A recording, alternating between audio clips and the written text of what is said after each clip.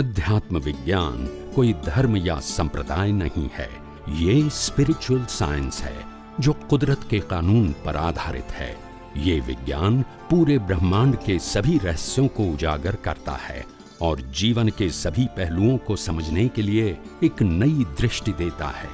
इसी को art of vision कहते हैं, दुनिया को देखने की एक नई दृष्टि, जो अध्यात्म विज्ञानी परम पूज्य स्वामी श्री कमलेशानंद जी के निर्देशन में सनातन सत्य का अनुसंधान कर हमारे जीवन को प्रकाशित करे। जय सच्चिदानंद।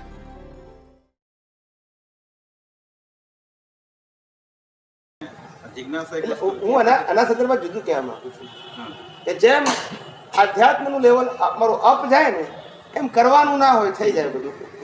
જેમ લો હોય એમ કરવાનું બહુ હોય, જેમ હાઈ હોય કોર્પોરેટરને સૌથી વધારે કરવાનું, એના કરતાં ઓછું ધારાસભ્યને, એના કરતાં ઓછું એમપીને, એના કરતાં ઓછું વડાપ્રધાનને ને એના કરતાં ઓછું રાષ્ટ્રપતિને.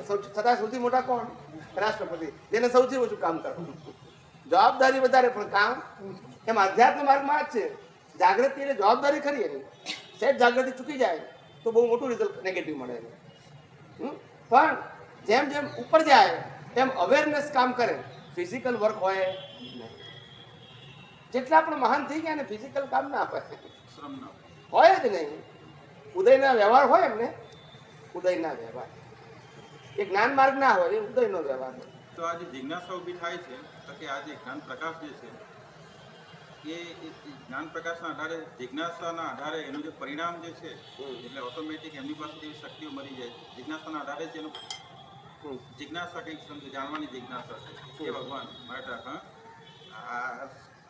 આ સમજો કે હું અનંત શક્તિવાળો છું, કે હું અનંત દર્શનવાળો છું, તો પણ એક્ઝેક્ટલી મારે જાણવું છું, હું અવ્યાપાર છું, એક્ઝેક્ટલી જાણવું છું ભગવાન. બરાબર, એ જિજ્ઞાસા ઊભી થઈ ગયો. કોઈ પોઈન્ટ લઈને બેસી ગયો કે ભગવાન, કારણ કે મારે તમને હવે એક એક ફેઝથી જાણવાના છે.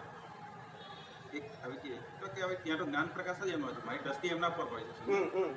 તો એ જ્ઞાન પ્રકાશના એક જિજ્ઞાસાના આધારે જ્ઞાન પ્રકાશ એ કેવી રીતે કામ? જિજ્ઞાસાના આધારે જ્ઞાન પ્રકાશ તો હાજરી પરમેનન્ટ છે ને. જિજ્ઞાસા એ તો પ્રતિષ્ઠિત આત્માની વાત છે. હવે એ જ વાત કરું. અને જ્ઞાન પ્રકાશ તો કોમન વસ્તુ છે, એનું એક્ઝિસ્ટન્સ તો છે જ. જિજ્ઞાસા ના હોય તોય છે ને જિજ્ઞાસા હોય તોય છે. પણ એ બધું પુરુષાર્થ માટે કે આપણા ભાવ માટે નથી કે હમણાં ત્યાં અનુભવ પુરુષાર્થ આ ભાવમાં, પરિણામ નેક્સ્ટ બર્થમાં. આમાં પણ બધા પરિણામ તો નેક્સ્ટ બર્થમાં મળે ને. પુરુષાર્થ આ બર્થનો. અત્યારે આપણને જાગૃતિનો લાભ થાય. શું લાભ થાય? તો એમને સમજો કે હું પુરુષાર્થ કરી રહ્યો છું, તો કે એમને હું પુરુષાર્થમાં આગળ વધી રહ્યો છું એવું કેવી રીતે ખબર પડે? કારણ કે પરિણામ તો આપણા ભાવમાં આવવાનું. તો કે અત્યારે જેટલું છૂટાપણું વર્તાય એ એમનું યથાર્થ પુરુષાર્થ. આધિ વ્યાધિ ઉપાધિમાં એમને સમાધિ વર્તાય એ એમનો યથાર્થ પુરુષાર્થ. એ જ અનુભવ, એટલે આ જ એનો ઉપયોગનો જ્ઞાનનો અનુભવ કહી શકે. આધિ વ્યાધિ ઉપાધિ તો આવવાની જ. એ તો આ માનસિક દુઃખો હોય એને આધિ કહેવાય, શારીરિક દુઃખ હોય એને વ્યાધિ કહેવાય, અને બહારથી આવે એને ઉપાધિ કહેવાય. એટલે આધિ વ્યાધિની ઉપાધિ તો આવવાની, પણ એમાં સમાધિ રહે તો જાણવું કે એને જ્ઞાનનો અનુભવ છે અથવા છૂટાપણાનો અનુભવ છે. સારું, જ્ઞાન એટલે ચમત્કાર નહીં. શું નહીં? છૂટાપણું. છૂટાપણાનું એટલે તો આમ આપણે શબ્દમાં જે બોલીએ છીએ ને, પણ છૂટાપણું એટલે જ્યારે અનુભવ થાય ત્યારે ખ્યાલ આવે. પ્રકૃતિને ભયંકર પ્રકારની મુશ્કેલી હોય ને તે વખતે આમ છૂટાપણું વર્તાય ત્યારે ખ્યાલ આવે કે છૂટાપણું કોને કહેવાય. સમજાય છે? પ્રકાશને પ્રકૃતિની અસર હોતી નથી, અને પ્રકૃતિને પ્રકાશ કંઈ કરી શકતો નથી. બંને મુક્ત છે. કેવા છે? બંને મુક્ત છે. એટલે બંને મુક્ત છે એટલે બંધનરૂપ એકબીજાને કંઈ લેવા દેવા દે. આ તો સામીપ્ય ભાવને લઈને ભ્રાંતિ ઉત્પન્ન થાય. શું કીધું? સામીપ્ય ભાવ એટલે નજીક આવવાથી. શું કીધું? અત્યારે આવું છૂટાપણુંનો સમજો કે ભાવ પુરુષાર્થથી છૂટાપણુંનો અનુભવ એ પણ પરિણામમાં જ શું પરિણામની રાહ જોવી પડશે કે પછી અત્યારે આ છૂટાપણું? છૂટાપણું તો પુરુષાર્થ છે. હા, પછી તો પુરુષાર્થ માણસ કરી રહ્યો હોય તો કે એ છૂટાપણું પછી વર્તાવવાની જે વાત છે થાય ને, એ થાય ને, એ તો થઈ શકે ને. હા, એ તો અત્યારે થાય. એ ના ના એ વાત હું એમ કહેવા માંગુ છું એ કહેવા માંગુ છું દેખાય છે છૂટું બરોબર દેખાય છે તમે દેખાય છે છૂટું પણ કે એમને જે કારણ કે દાદાને પેલું વાત વાંચું છું ને અમે તો આ શરીરમાં ક્યારેય રહેતા જ નથી ને રહ્યા જ નથી આવી આ વાત કરે છે હવે આ વાક્ય એવું છે ને આ વાક્ય બધા સાંભળે એટલે પઝલ થઈ જાય કે અમે ક્યારે શરીરમાં રહેતા નથી એટલે લાગે શરીરની બહાર રહેતા હશે આવું એ બોલવા શું કહેવા શું માગે ને આપણે સમજીએ શું અમે શરીરમાં રહેતા નથી એટલે હું મન વચન કાયા સ્વરૂપ છું એ માન્યતા સાથે અમારું અંદરની અવેરનેસ ના હોય એટલે શરીરમાં રહેતા નથી એમ કે છે અમારી જે જાગૃતિ છે જાગૃતિમાં આ મનનો જે વિચાર આવે છે વાણી બોલે છે ને વર્તન કરે છે એ હું કરું છું એવું હોય નહીં ટૂંકમાં નામ અને નામની જે માયા છે એની અંદર કોઈ જગ્યાએ એમની ઓનરશીપ ના હોય એટલે જુદા રહે છે એમ કે છે જુદા એટલે બહાર નહીં જુદા એટલે અલગ એટલે આવું થઈ જાય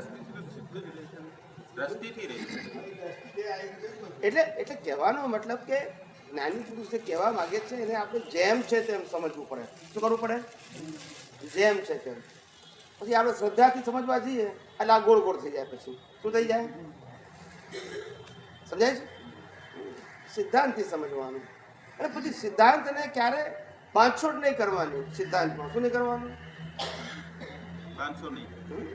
સિદ્ધાંત એટલે સનાતન વસ્તુ છે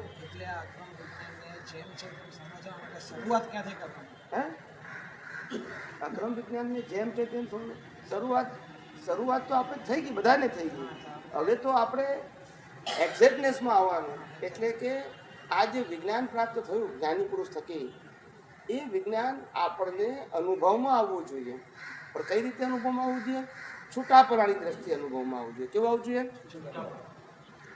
છૂટાપણાની દ્રષ્ટિએ અનુભવમાં આવવું જોઈએ એટલે એ અનુભવ એટલે શું કહેવાય ખબર છે કે ભાઈ આપણે જ્ઞાન પ્રાપ્ત તો કર્યું પણ એ જ્ઞાન આપણામાં જીવતું છે